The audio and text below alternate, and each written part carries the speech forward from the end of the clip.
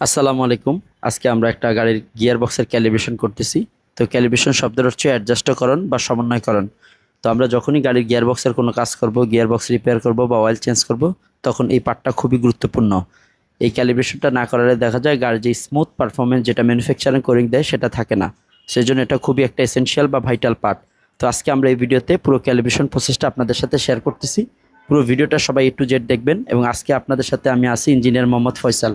First of all আমরা জানবো টয়োটার CVT gearbox সাধারণত দুই ধরনের। CVT standard for continuously variable transmission, অর্থাৎ ট্রান্সমিশনটা অলওয়েজ ভেরিয়েবল হবে, ইট ডিপেন্ডস অন অ্যাক্সেলেশন। আমি যে পরিমাণ অ্যাক্সেলেশন হার করবো সেই আনুপাতিক হারে আমার গিয়ারবক্সের গিয়ারগুলো শিফট হবে, অর্থাৎ আপস এবং ডাউনসে আমার গাড়িকে রান করাবে।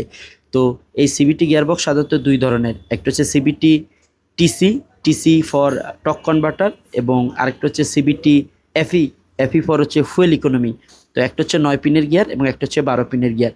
এই দুইটা গিয়ার বক্সই সাধারণত দুইটা ভার্সনে বিভক্ত করা হয়েছে।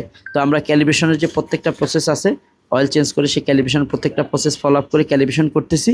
এবং এই ক্যালিব্রেশনটা করলে গাড়ির একদিকে যেরকম পারফরমেন্স বৃদ্ধি পায় এবং অপরদিকে গিয়ার বক্সের লাইফ টাইমটা বেড়ে যায়। তো আলহামদুলিল্লাহ আমরা কাজটা সুন্দরভাবে কমপ্লিট করলাম। এই গাড়িটা উনি সবসময় নাবানা ওয়ার্কশপে করায়, কিন্তু this is the first time উনি বাইরে আজকে আমাদের ওয়ার্কশপে আসে। উনি গাড়িটা কাজ করে নিল এবং গাড়িটা আমরা গিয়ার বক্স ক্যালিব্রেশন করে বুঝিয়ে দিলাম। ওনার অনেক কনফিউশন ছিল যে ক্যালিব্রেশন বাইরে হয় না। তো আলহামদুলিল্লাহ আমরা পারফেক্টলি করলাম।